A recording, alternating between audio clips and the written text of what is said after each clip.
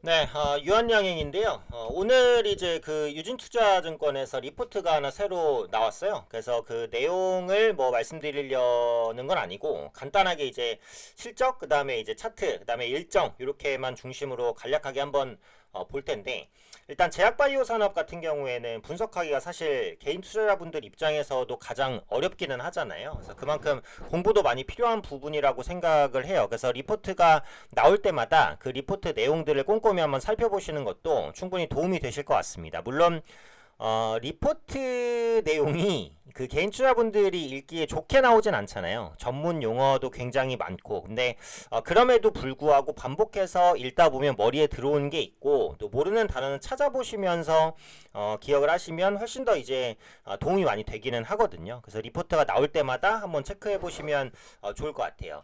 일단 유한여행 같은 경우 모멘텀이 이제 워낙 많기는 한데 차트상으로 약간 부담스러운 부분은 있죠. 그리고 제가 지난주에 삼성전자에 대해서 말씀드릴 때 유한양행 관련된 언급도 추가적으로 살짝 드리기는 했습니다. 그래서 거기서 약간 좀 부연된 좀 내용들을 말씀 한번 드려볼게요. 자, 일단은 뭐 여러 가지 모멘텀들이 있습니다. 그래서 기본적으로는 이제 증권사에서 리포트들 앞으로 꾸준히 나올 것 같은데 뭐 레이저티닙의 글로벌 판매뿐만 아니라 뭐 유명한 HIV 치료제 신약 관련된 원료를 장기 공급할 것으로 예상되죠. 그래서 그런 부분들 때문에 유한양의 밸류에이션 자체가 상당 부분 올라가고 있다. 이제 이렇게 보시면 될 것 같아요. 그래서 이따가 이제 일정도 한번 살펴보기는 할 건데 실적 전망치부터 한번 볼게요. 실적 전망치 보면 2024년과 25년은 예상치라고 보시면 될 것 같아요. 그래서 매출액 10억 단위로 써 있고요. 10억, 100억, 1000억, 조. 그래서 2조 원의 매출이 이제 나올 것으로 예상이 되고 있습니다. 그래서 영업이익 같은 경우에는 1380억 정도가 올해 찍힐 것으로 보여지고 있고요. EPS는 2821원입니다. 심플하게 PER 밸류로 봤을 때 올해 PER 51배 그리고 내년 PER 42배 정도. 내년 PER은 아무 의미는 사실 없죠. 전망치에 대한 주가 PER이니까 의미는 없고 올해 기준으로 51배 정도를 예상하고 있다라는 부분입니다. 제약바이오의 PER이 몇 년 전까지만 해도 한 30배 정도까지도 내려왔었어요, 많이. 근데 요즘에 그 신약에 대한 모멘텀이 가시화가 되고 있는 상황이기 때문에 50배 PER 밸류라고 보면 부담스럽지는 않아요. 그래서 실적 대비해서는 유한양의 주가가 현재 높다. 이렇게 보기는 조금 어렵다. 네, 이렇게 이제 볼 수 있습니다. PBR 같은 경우에는 뭐 5.3배까지 찍히긴 하는데 제약바이오주는 PBR은 그다지 중요한 것은 아니기 때문에 뭐 딱히 안 보셔도 상관없다라고 봐요. 일단 PER 밸류 자체로는 부담스러운 위치는 아니다라는 부분이고 그리고 이제 유한양행 투자자분들은 아마 아시겠지만 유한화학이라는 게 있죠.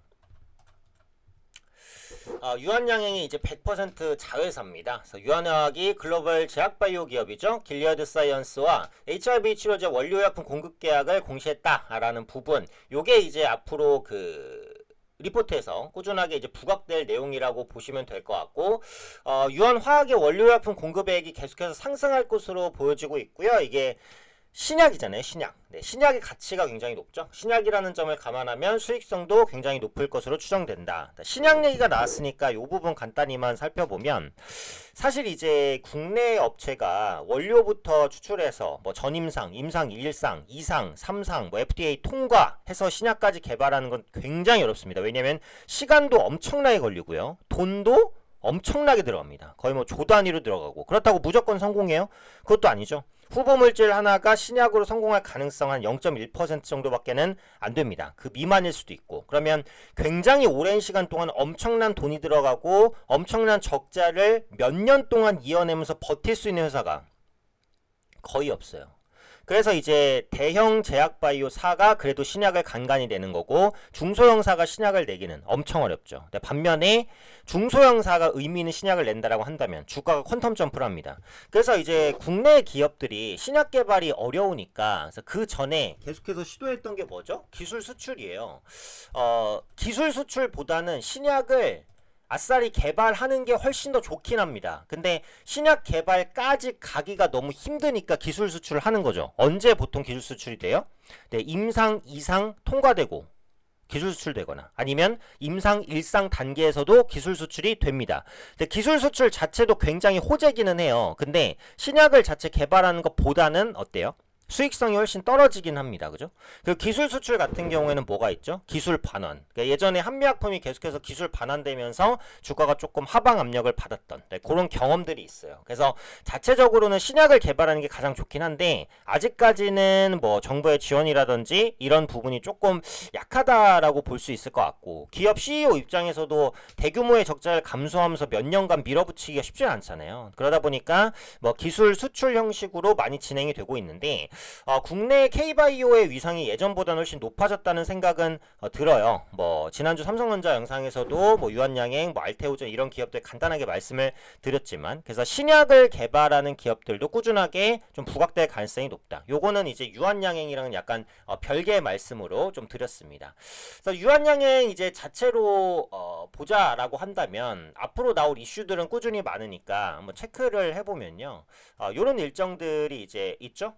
4분기, 올해 4분기 레이저 티닙, 아비반타맵 유럽 판매 승인 기대감, 관련 마일스톤 예상 유입액은 240억 정도 추정된다. 그리고 내년 초에 이제 존슨앤존슨의 2023년 4분기 실적 발표 관련해서 영향을 받을 것이다. 그 다음에 역시 뭐 레이저 티닙 그리고 아스코 레이저 티닙 병용 관련된 임상 데이터 최종 발표 이런 일정들이 이어집니다. 그래서 내년까지죠. 내년 한 5월 정도까지는 계속해서 일정이 이어진다라는 부분을 유진투자증권에서 좀 커버를 하고 있어요. 그래서 제약바이오주의 추세가 아직 끝나지는 않았고 유한양행 자체적인 모멘텀들도 앞으로 꾸준하게 반영될 가능성이 높다라는 부분입니다. 근데 이제 제가 썸네일에 말씀드린 거는 뭐죠? 네, 썸네일에 차트와 일정 중심으로 일정은 제가 간단히 봤고 실적도 간단히 예상 체크를 했고 그 다음에 차트인데 일정과 실적면으로 보면 네, 부담스러운 위치는 아닌데 차트상 좀 부담스럽죠. 네, 요거 지난주에도 말씀드렸던 부분이긴 합니다. 주가가 이제 바닥권에서 시작해서 계속해서 올라갔죠. 그래서 이 부분이 저항대니까 1차적으로 한번 뚫어냈고 2차적으로 한번 뚫어냈고 완전한 퀀텀 점프를 했는데 여기서 대량 거래량이 실렸기 때문에 당연히 의미 있는 상승이라고 보면 될 것 같고 눌림 이후에 반등한 위치가 어디죠? 네, 20일 이평선입니다. 그래서 굉장히 의미 있는 위치에서도 반등을 했다. 다만 네, 여기가 문제라고 볼 수 있죠. 여기, 요 위치. 지금 이제 고가를 한번 기록했던 게 9월 3일 최고가 149,800원이에요. 그 다음에 이제 고가를 기록했던 게 9월 20일 최고가 기준 153,500원입니다. 그죠? 그래서 고점이 한 번 더 높아졌는데 이 위치가 전고점과 거의 비슷한 구간이기 때문에 고점에 대한 압박이 당연히 있을 수밖에 없어요. 그래서 이 부분을 돌파하려면 굉장한 대량 거래가 동반이 돼야겠죠. 왜냐? 여기가 뭐죠? 네, 여기는 어쨌든 다 매물입니다. 어쨌든 다 매물이에요. 그래서 여기에 매물을 소화하고 올라가려면 당연히 대량 거래가 동반이 돼야 되죠. 만약에 대량 거래 없이 15만 5천원을 돌려 세웠다. 그러면 그 상승 흐름은 오래 못 가고 꺾일 가능성이 높다라고 보셔도 됩니다. 물론 뭐 주식에 절대적인 건 없지만 그럴 가능성이 높다라는 거고 대량 거래가 실리면서 15만 5천원을 상향 돌파해서 안착을 시키면 추가 상승 가능성이 높다. 그렇게 볼 수 있겠죠. 주식이라는 건 이제 모멘텀, 실적 다 중요합니다. 앞서 말씀드렸던 일정 그리고 흐름도 중요해요. 왜냐하면 지금 제약바이오가 대세긴 하니까. 근데 지난주에도 말씀을 드렸듯이 어쨌든 제약바이오주 내에서 기술적인 부담이 생기는 종목들은 발생을 하고 있다. 유한양행도 그 중에 하나가 될 수 있다라는 관점이에요. 그래서 보유하고 계신 분들은 보유하지만 신규를 접근하기에는 어쨌든 부담스러운 게 사실입니다. 뭐 적어도 이제 신규 진입 포인트라고 한다면 5일 이평선 구간인 한 13만 5천원 정도 요 정도까지 눌림이 나오면은 그때는 생각해 볼 수도 있겠지만 현재 위치에서는 조금 어렵죠. 오늘은 현재 시간 기준으로 밑꼬리를 달고 있기 때문에 힘은 아직 셉니다. 살아 있고요. 네, 모멘텀도 많고요. 근데 기술적인 부담이 있다는 건 꼭 염두를 해두셔야 될 것 같아요. 개인 투자자분들께서 고점 종목을 따라가서 수익 내기가 사실 굉장히 힘듭니다. 바닥에서 오래 기다리면 지루하지만 그게 오히려 저는 안전하다라고 보거든요. 그래서 지난주에 삼성전자 영상을 올린 거기도 하고 그래서